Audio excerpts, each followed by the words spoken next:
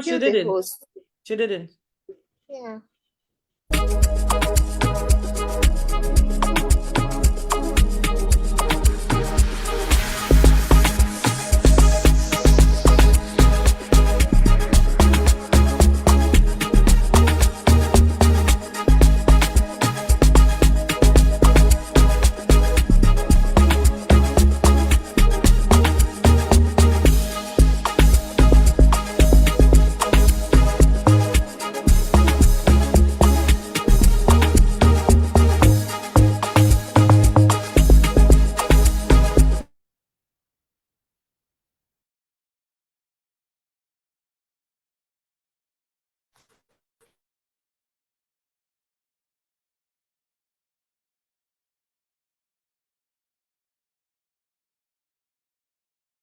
Can you guys? Yeah, it's a bit shaky. Okay. All right.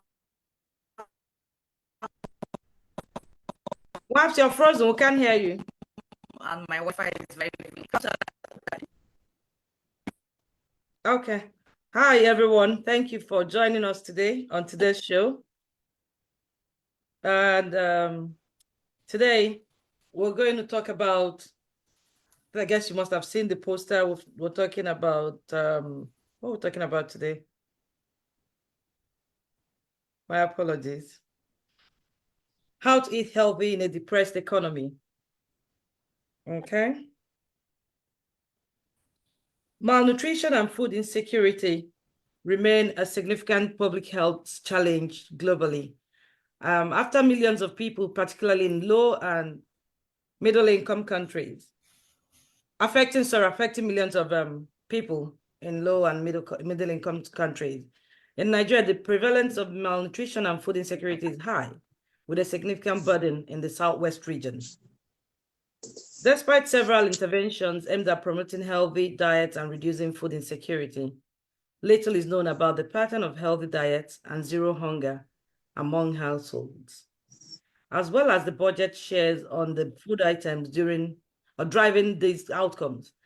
In recent times, the progress recorded against hunger has likely been stagnated and even worsened in many nations across the world, especially on the prevalence of undernourishment, which reveals a skyrocketing figure of people who do not have regular access to sufficient calories.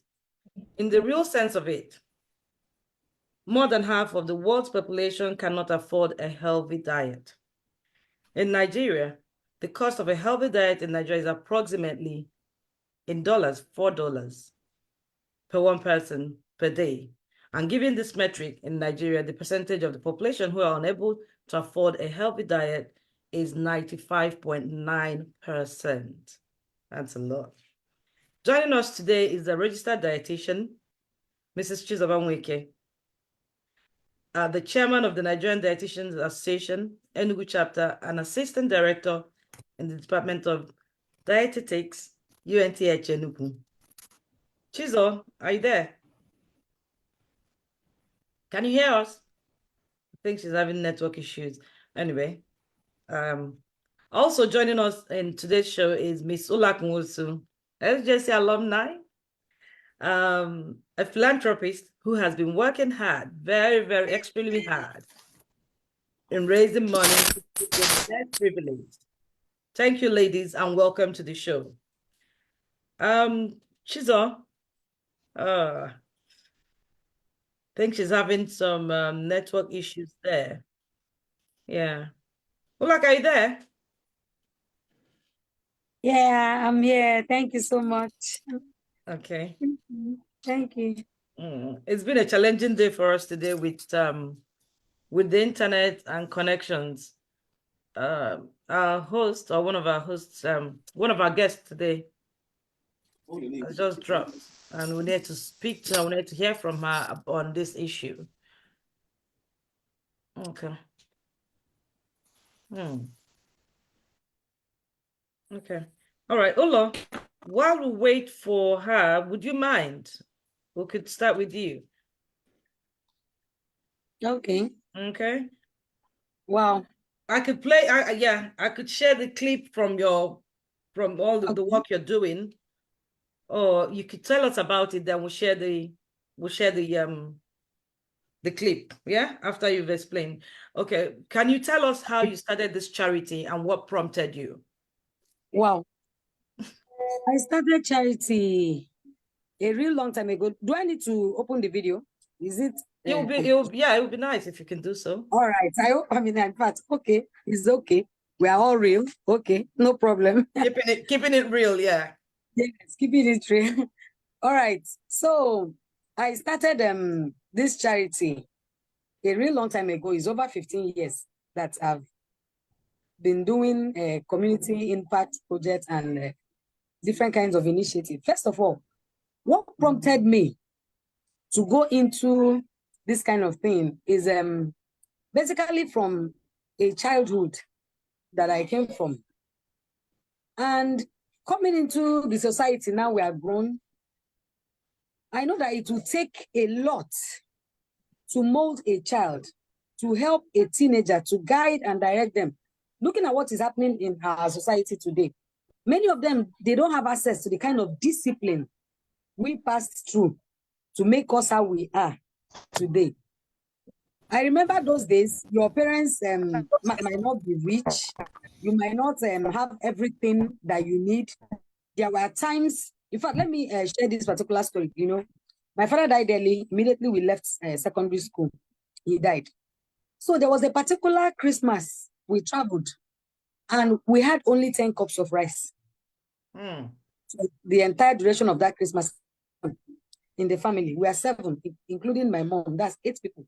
We have just 10 cups of rice. And we cooked 5 on Christmas Day. We cooked the remaining 5 on New Year Day. Oh, Nigeria, electricity. That's fine. So I was all right. There was no chicken, no meat, no special kind of celebration. So we made that food that day. I think my mother cooked that jollof rice with stockfish. And we ate it. We were happy. Then one time like that, I felt very bad and I reminded her about that particular day. And she told me that it's not about what you eat. It's about eating the right thing and the satisfaction that you derive, the contentment with what you have per time. That you might not have all the chickens, all the goats, all the cows. That if you look around you, there will be other things that you will find that may not look attractive. You know, we didn't have fowl, but we had fresh vegetables. You know, she will make that jollof rice, then she will now make a vegetable sauce and put on top of it. You know, she just found a way to make it look special. So coming into the society now and seeing what is happening, I've really seen a lot. I've walked around the Southwest and the Southeast in different places. Now, you come across children that are so vulnerable. Why I'm particular about children is that they are not adults. They cannot work. They can't go and earn income anywhere. They didn't ask to be born. They didn't decide where they will be born.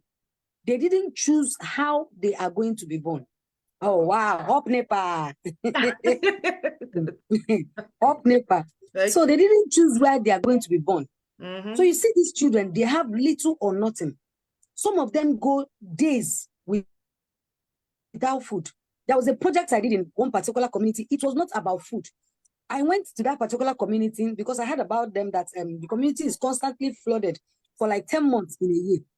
Then you have to use a boat to cross over and get to that community. And when I got to the community, I was going to teach them. I wanted to start a children's center where I could teach the children different things that maybe they will not be able to learn in school.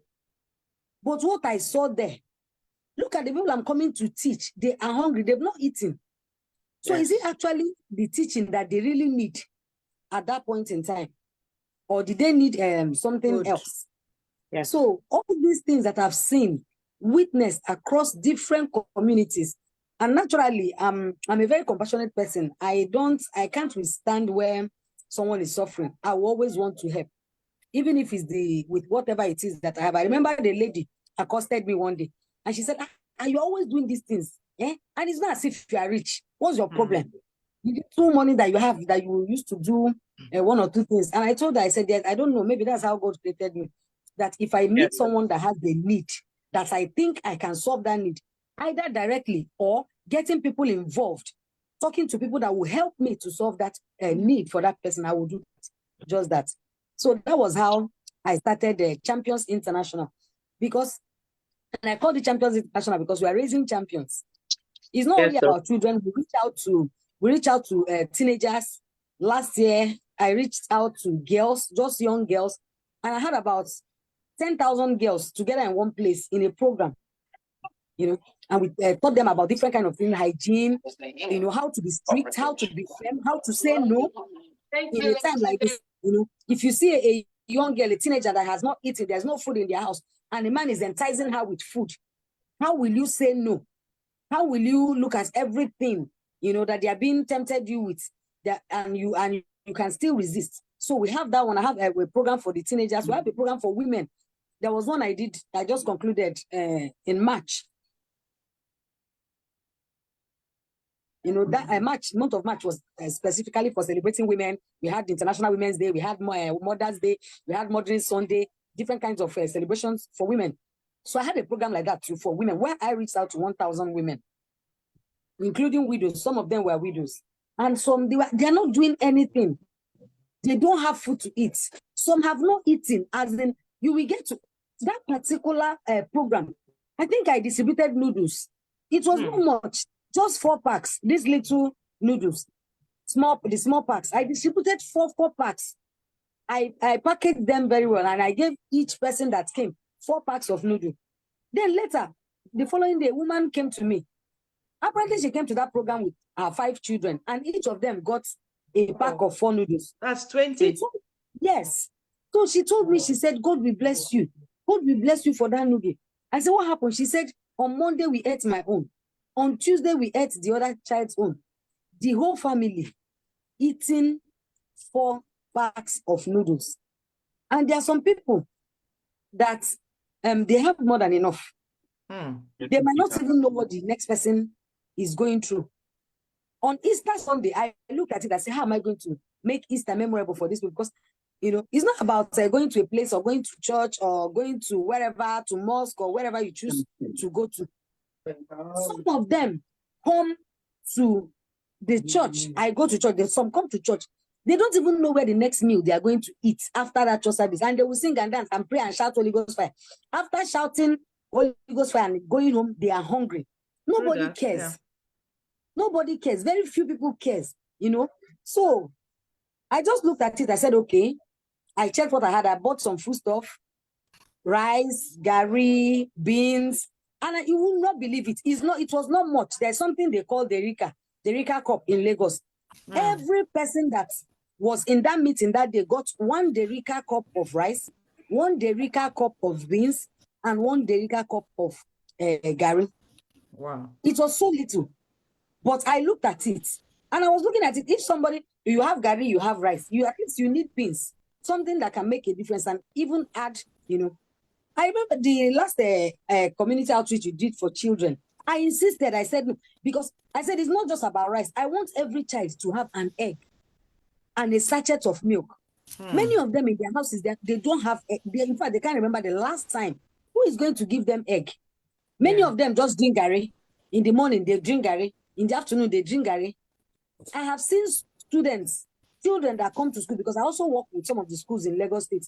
I have about 158 primary schools and 36 secondary schools that I've been working with now.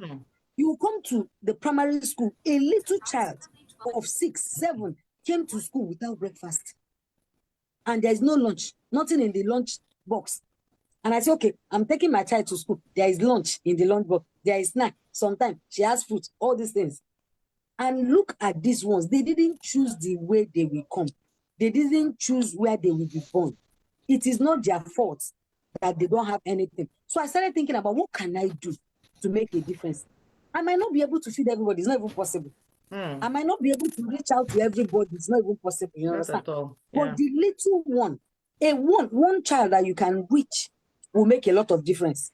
So we started this Operation Feed 10,000 Children in 100 communities. because I wanted it to be a build-up to the Children's Day. Children's Day is May 27th. And that May 27th, you know, in our own time, we'll go to the stadium, we will march, everybody will wear very fine clothes. Even your parents will keep out for you for Children's Day. Those things are no longer existing. But this year I'm planning, I said, this year I'm going to have a mega outreach and fun fair for children in a very big stadium. Wow. My goal is 10,000 children. They will be in Canopy. They will come school by school. I'm already writing and working with some schools. They will come there. And I'm already talking to people that can also sponsor and help us. The children, I want them to see the kind of enjoy what we experienced, you know, what we enjoyed growing up. And I am looking at the indigent children, not those ones that their parents can afford to take them to Domino's, they eat pizza, they have ice cream. You buy this one, they say, no, I don't want this one. I want strawberry, I don't want vanilla. No, there are some children that don't even know how ice cream tastes.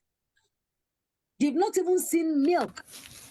That reminds me of one of the outreaches we did in December concerning, you know, malnourished children, where we just put things together and we got drugs that we can, what do they call them now? Vitamins, all those vitamins, vitamin C, vitamin B complex, you know, blood tonic, because the children are malnourished. They don't have food. But we even gave them, you know, all those little supplements.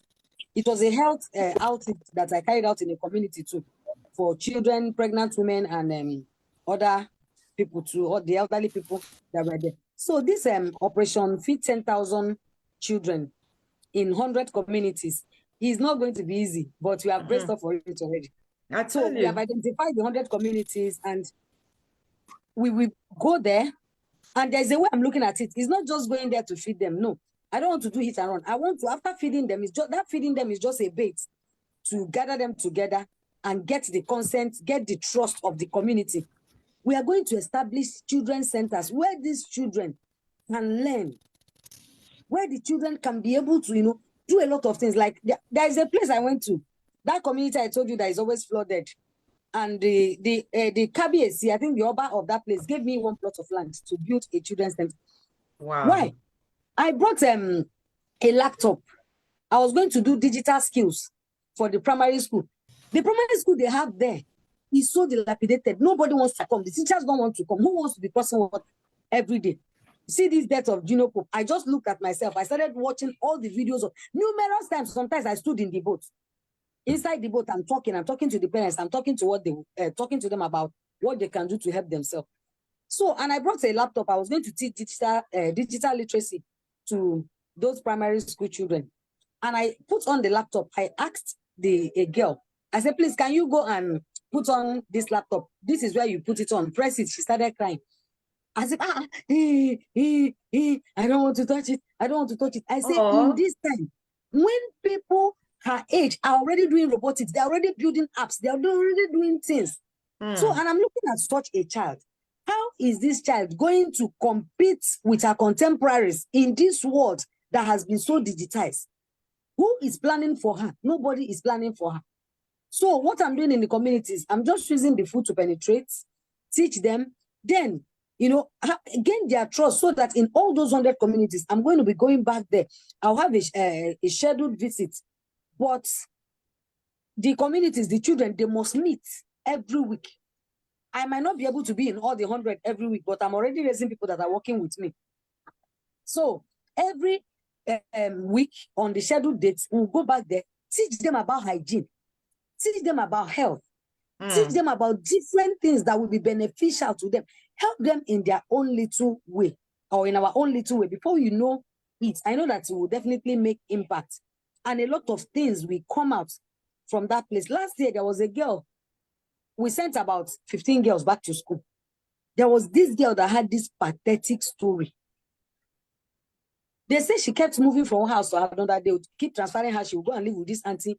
They will move out to another place. You go and live with that auntie. What is the problem? Wow. And they said, they will say she's a witch. Yeah. A witch. I say, why? You know? So I have to go and I had a meeting with her grandmother, talk to them, analyze issues and said, what you guys are doing is not okay. Today, the girl is back in school. She's happy. The same girl that people called a witch, she's doing very, very well. in her school right now. You understand? So it's not an easy journey, but we are willing to go all the way. Okay. We are so willing to go all the way. Thank you so very much. Hold on. And yeah, may I ask, is there any special reason why you're concentrating in the West? No, I also go to the east. South. That's the South, isn't it? Lagos is South. That's South, Southeast and Southwest. I have communities that I'm working also in the Southeast, and I also have some communities that I'm working on in the South. Like I say, if I come across somebody who wants me to do some work in any specific community, we are all open for it. Okay.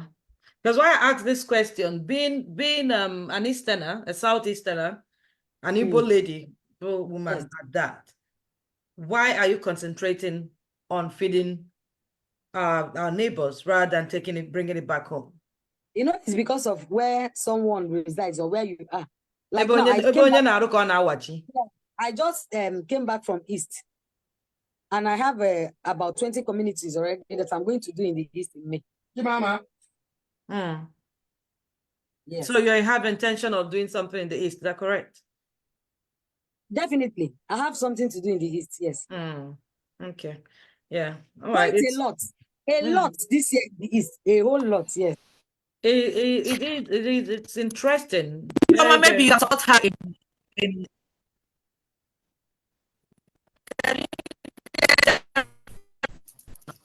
EJ, your network is bad again. Oh, go ahead. Yes.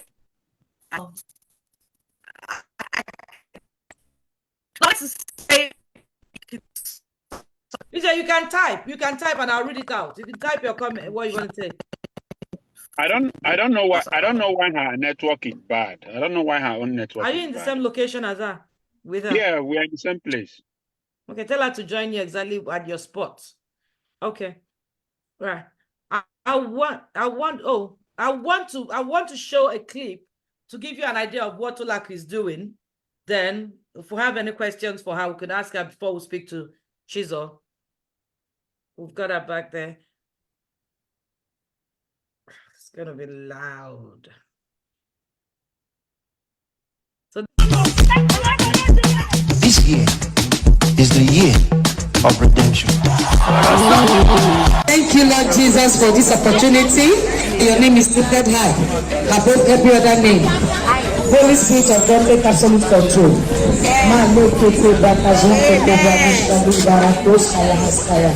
Father, we give you praise. We are from Champions International. We are at Israel of God. We really are getting today. Somebody shout glory!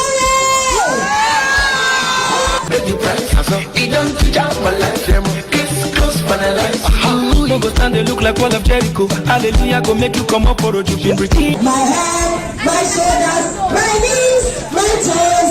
My head, my shoulders, my knees, my toes. My head, my shoulders, my knees, my toes. They all belong to you. We are not to be first at all. My head, my shoulder, my knees, my toes. My toe, my head, my shoulder, my knees, my toes. They all belong. No more weeping, no more suffering. He has paid the price for me. No more sorrow, no more weeping, no more suffering. He has paid the price for me.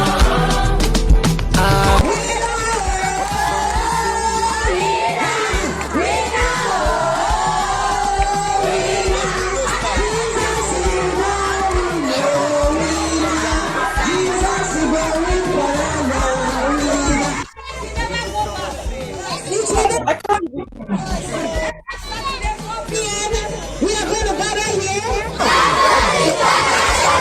We are live at no more suffering. He has paid the price. Baba got down the price. He did the job for life. Case close, finalized. I you walk as you like. Baba got down the price. He done the job for life. Case close, finalized. No go stand they look like wall of Jericho. Hallelujah, go make you come up for a you've been redeemed by the blood of the Lamb. Redeemed by the blood of the Lamb. From Nigeria to Toronto, Success is all I know. I spend next week on it for whatever all I know. I'm Miami, Diarrhea, but it's all good story. Remaga Zoya, Gossy Base Loria, Diarrhea, but it's all good story. Remaga Zoya, no more sorrow, no more weeping, no more suffering. Gossy Base Loria, no more sorrow. Wow. Wow, this is awesome. I just watched this with all smiles.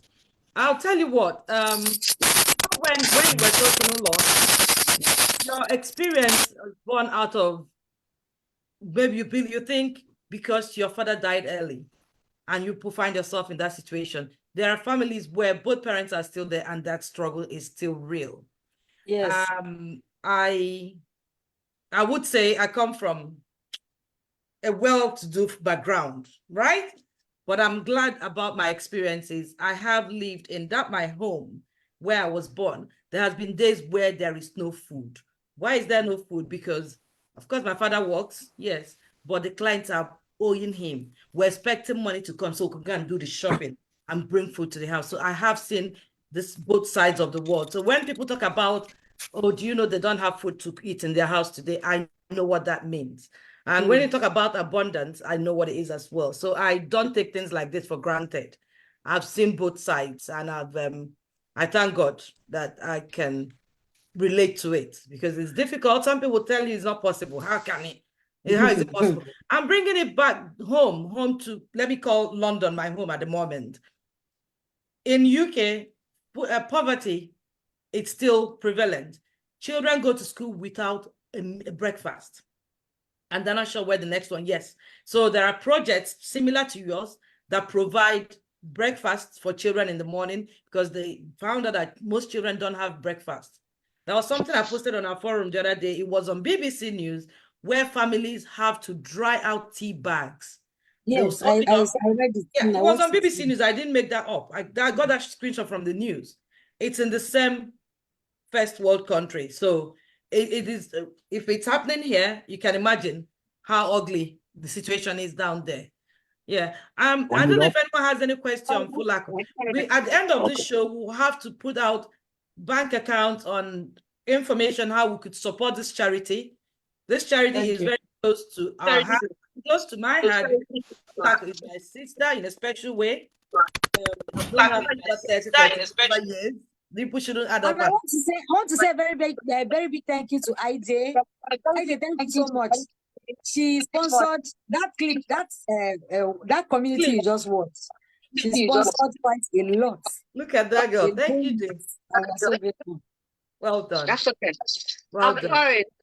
I now took Benson's phone. I took Benson's phone. I didn't hear anything. For the most part. But Uloaku, what I can say is that I am so proud of you. So proud of you. And anytime I come to Nigeria, I don't mind going with you in to one of your outreaches. Yeah. How you made it like a fun thing. The kids were learning head, shoulders, knees, and toes, because that is exercise too. You know what I mean? So I know, I'm so sorry. I know, even my phone, I tried to use my phone crashed. So I don't know what's going on today. So I don't know. Well done. Well done. But at least I wish you what you, I'm sure you might have seen the clip.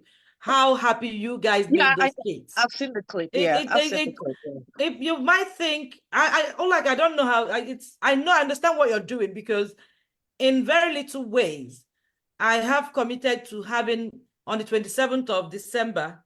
I've done that consistently in somewhere in the east. I've done in Yala, obviously, and I did in Orifte. I dedicate my time to children, just have a party for them, because there's so much concentration on adults. So I did it, whether I'm there or not, celebrate them, do something just for them. I had a collection of children on the 2nd of January in my hometown. It was exciting. They got so excited. It was just them. I said, bring your kids. It is exciting to help people, because when you help people, you see their faces. I tell you. You're not even giving them so much, and you see they get so excited about Jesus. Yeah, it's always amazing. You've got the right niche. Children. So I'm sorry I missed most of the show, but the little glimpses I could listen to. Uloaku, I heard you say something about that the kids, you went to help them and they didn't have food. It happened here in America. I'm sure it happens in the UK. That's why here we have the breakfast program. So because so many kids used to come to school without eating breakfast, so they found out that these kids couldn't. So I'm happy and I'm excited for you. So having said that, let's move on to Ija, we've got hands up. apart from Pam, we have 2 people who wants to ask Uloaku something. So let them speak, then you go to Chizo. Yeah? Okay, all right, go ahead. Let me see who they are. SBCF, you've got your hand up. SBCF is, yeah, because you guys Kalia. don't, there's no, you don't have the, this thing for some people to change their name. So that's the That standard option, I name. don't know why it's not coming up on yours. Yeah, I'll do that for yeah. you. That's fine. Okay. So Sorry, I change names joined, for people. I don't think I joined from the beginning. I joined when the lady was talking about, you know, helping people, children and all that. I just want to commend her for what she's doing. I can totally understand what she's talking about. And it's not easy to kind of, you know, facilitate this kind of things without finance. Exactly. Finance is very important. Informa knows I run a foundation, so they call us beggars, which I don't care. As long as I'm begging and it's making impact, that's the most important thing. So I just want to commend her for the good work she's doing where the children are. And I'll possibly be reaching out to her because she deals with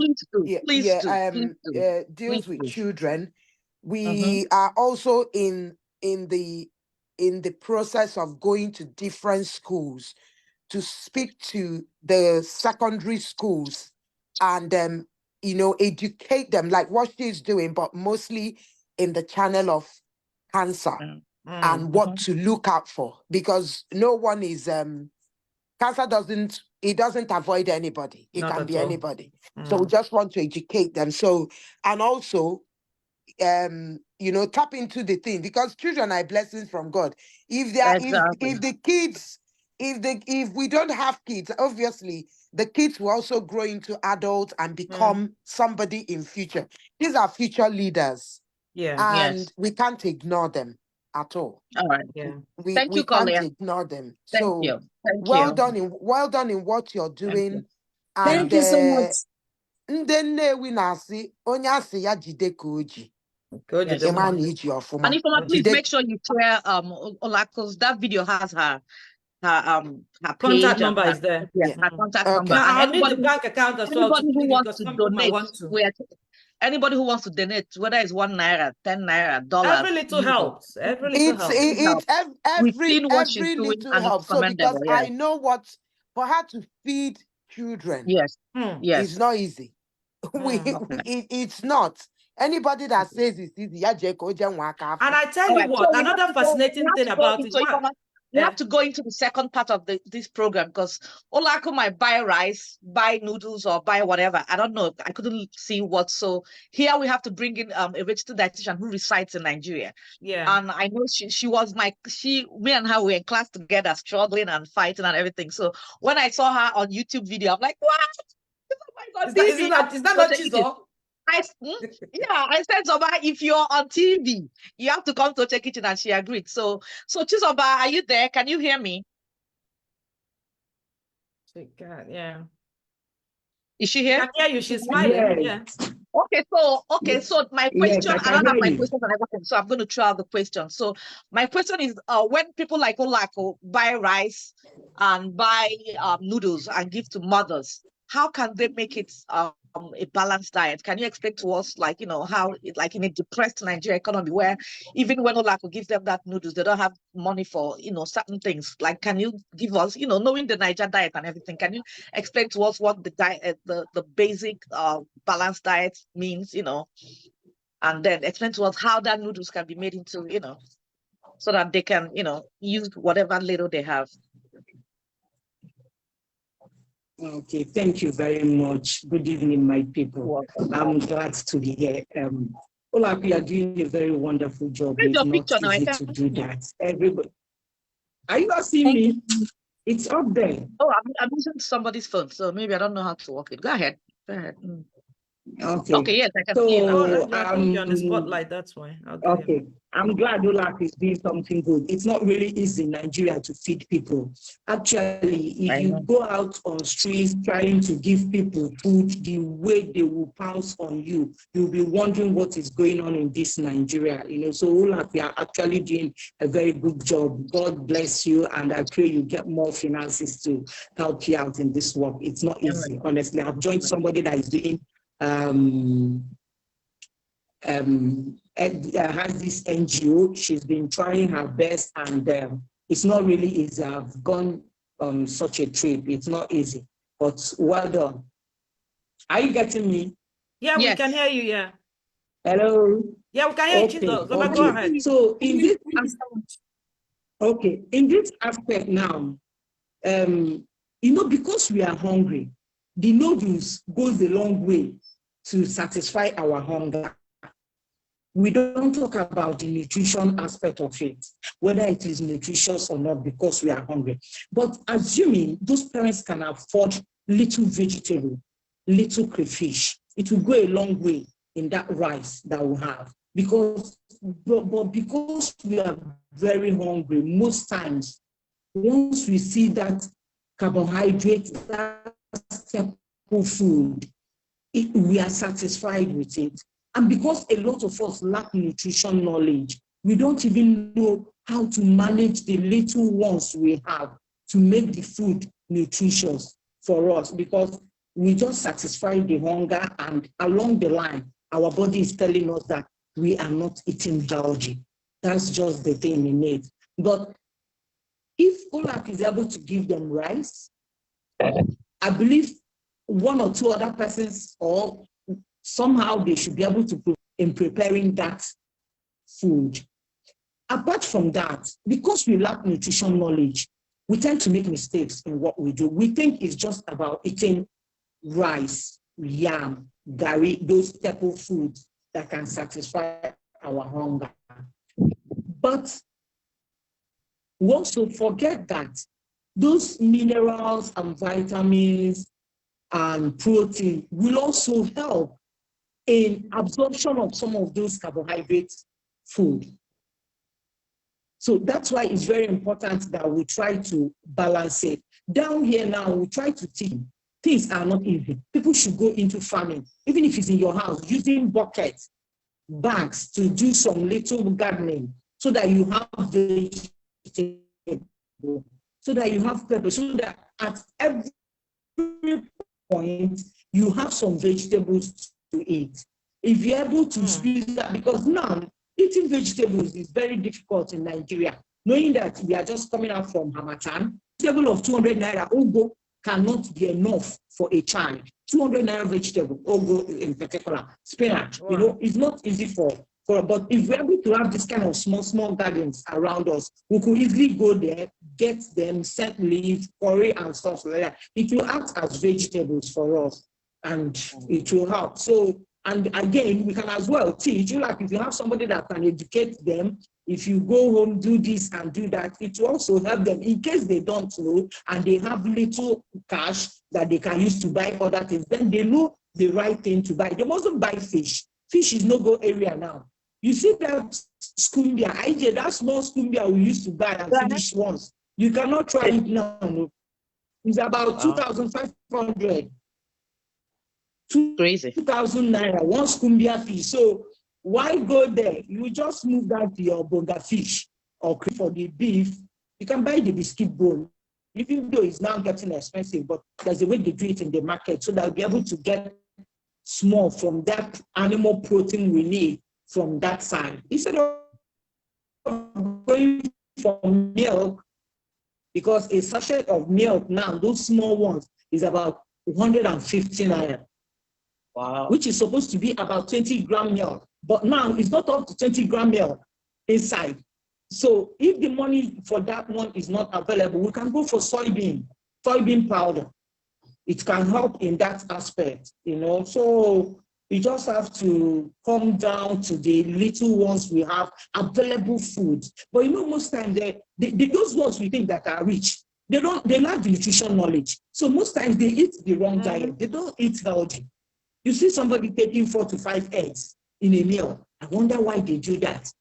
When the body requires maybe about 10 gram, 4 gram protein per day, 5 gram protein a day, depending on your weight, and somebody takes like 5, and you are still going to eat any other food that should help you, So when you calculate, you see that sometimes lack of nutrition knowledge affects us too. Those ones we think that they are comfortable enough, but they still don't know the right food and the right quantity to consume at any particular time, So, but for the indigent ones, I think we need to talk to them, tell them about balancing their meal, so that no matter how small it is, they could be able to get those nutrients that the body requires to function properly. Okay. Thank you. Yeah. Thank you very much. And to piggyback. Are we there? Yeah, we to are. piggyback on what Chizoba said about having eggs. Eggs has cholesterol. Hello? And cholesterol is a non. Yeah, Cholesterol Chizoba, is a can non. hear you. Hello? Oh, Chizoba is still talking? Oh, okay, I'm sorry. No, she wants to know where. Chizoba, we're still here with you. Okay, so to piggyback off on what Chizoba is saying about somebody eating 4 to 5 eggs, if you don't have a cholesterol problem, that's fine, because cholesterol is a non-essential fat, because your body makes cholesterol. So the more you add in your body, the more it builds up. So we have to, like Chizoba, knowledge deficit is another problem, because when you be like, okay, I'm eating egg, I'm eating protein, but it has cholesterol. Cholesterol is not bad. Our body makes it, so it is not essential. So we have to watch how and when we eat eggs. So, and at our age, we should start eating egg at least just 3 times a week, not more than 3 times. If you have cholesterol problems, eliminate more. Yeah. So and OJ, one you thing can that stands out, Chizo, I think Chizo's mic, it's not, I don't know if she can still talk, but I need to say something at the back of what she just said. One thing that stands out is thinking about subsistence farming. Do you know that some people take the 4 eggs? I think she has Wi-Fi issue like me. Yeah. Yeah. So subsistence farming, where you plant just for yourself to eat. Yeah. It's something that was that was there while we were growing up. We grew up with it. Everybody had like a people stopped doing it. Onubu at the back. Exactly. The side of the house. I think that's another thing we need to promote. Another fact, the promotion is out there because I've seen projects. Do you want to hear that today? I've planted Ogu today in my greenhouse. Thank you. I told you, I showed you my onions that died. I planted onions and pepper and Jamaican hot pepper. They're not growing. I think Oya to Mulaha. So hopefully I'll try again. When I came back from Nigeria in January, I brought Ugu seeds. Yeah. And I put one in the bucket today. It's very, don't think we look at it as here the bush people name it, but it's very sustainable, like you said. Yeah. Very sustainable. Yeah. So Chizo, you just hit it at the head. And when you're out there talking to them, giving them food, I think you need to remind them that little things they could plant. Right up by my window sill here in the kitchen, I have a water leaf growing. And I can't wait to use it.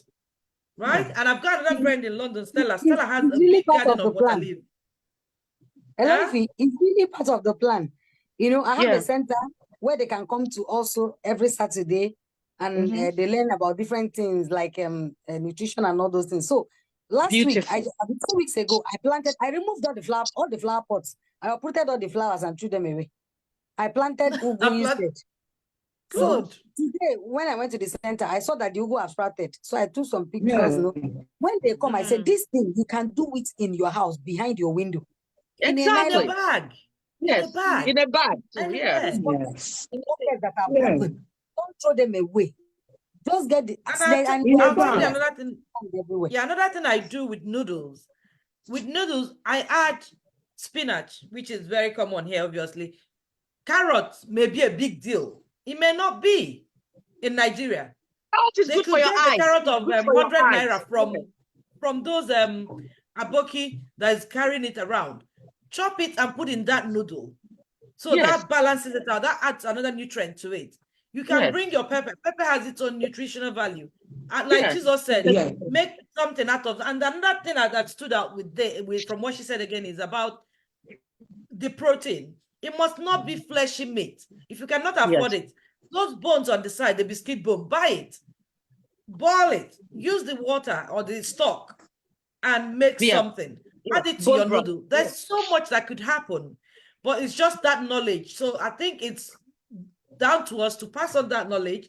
The ones we get, we'll send it, pass it out. And people who are out there reaching out to people, Ola, I'm banging on you, even Kolia as well. When she's talking about a healthy lifestyle or things to look out for in terms of cancer and all, of course, you can chip that in.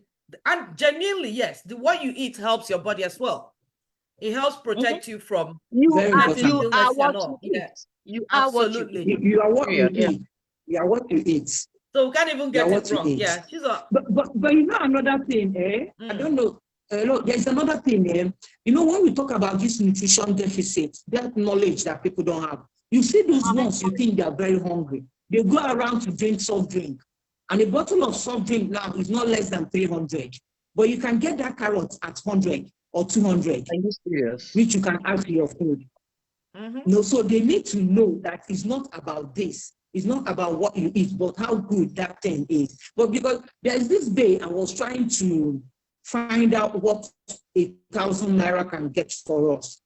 I brought beans, green beans, 100, carrots, 100, the green pepper, 250, all those small onions and stuff like that. Within that, with that 1,000 naira, it was not actually big, but if 1,000 can give us this, then why take a bottle of stout that is 700 naira? Exactly. This could go a long way for the family instead of taking this other If one.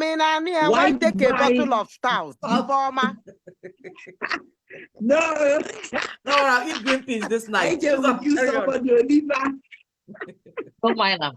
You understand? So when I see them, when they are buying other things that are not important, you know, I keep wondering, it's because they don't know. Do you know in Nigeria now, you see people, you tell them about exclusive breastfeeding, they wouldn't want to join in. They wouldn't want to key into it. And you see them flinging their car keys, trying to show you that they are well off, but they don't do it. And when you sit that person down and ask him or her, ask her the quantity of milk she gives to that baby, you will see that that child is being given over diluted milk.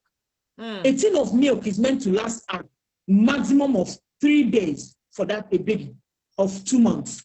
But you see that milk lasting for like 5 days, which means that child is getting over diluted milk.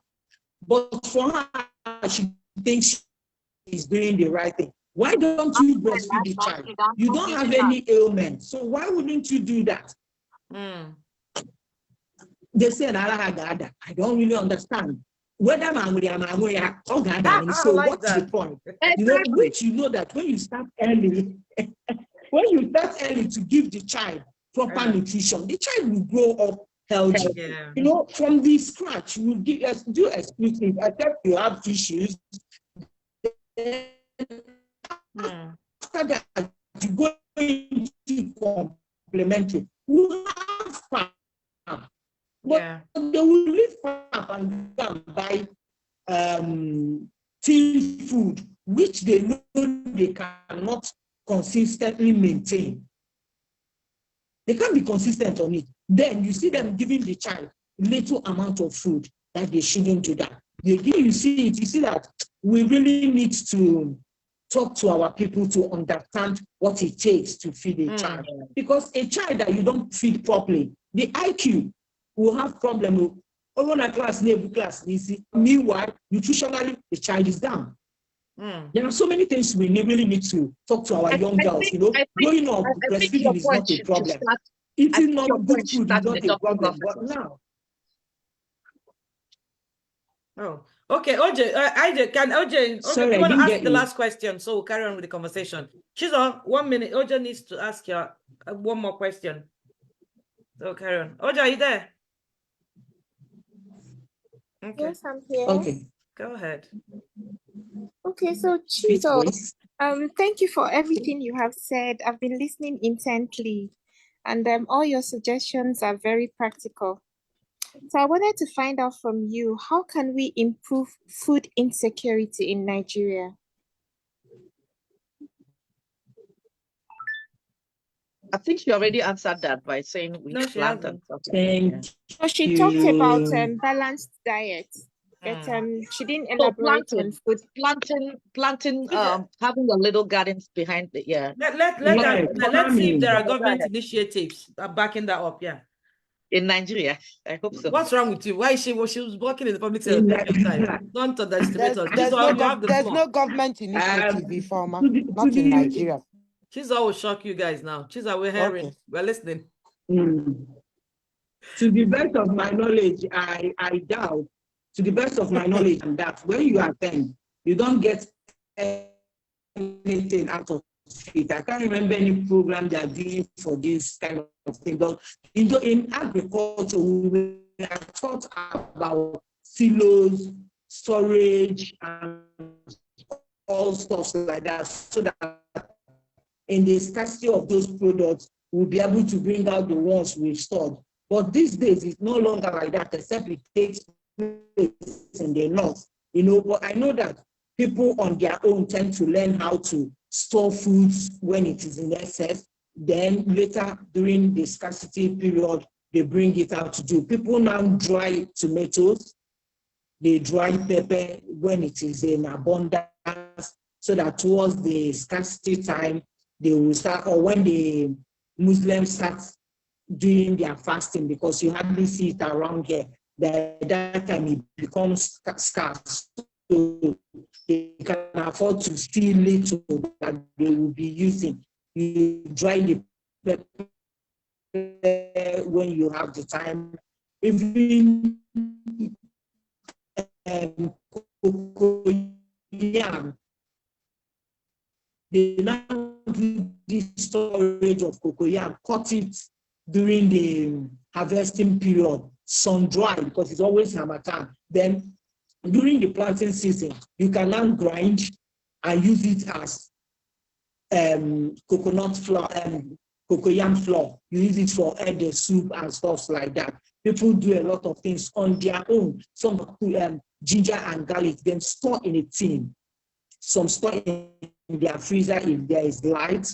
Store it so that during that time they can be able to use it. And then this farming of having areas, where you have streams, so that you can water them during the rainy day, dry tables around you. Some people do that any training regarding to know that on our own, start just individual, starts doing it one at a time.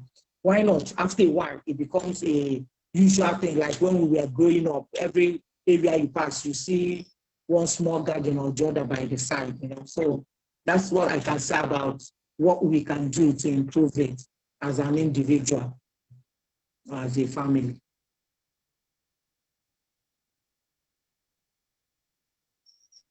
iPhone, have your hand up. iPhone. Go ahead. Olivia. Oh, hi, Olivia. Oli, good evening. Yes. Good evening.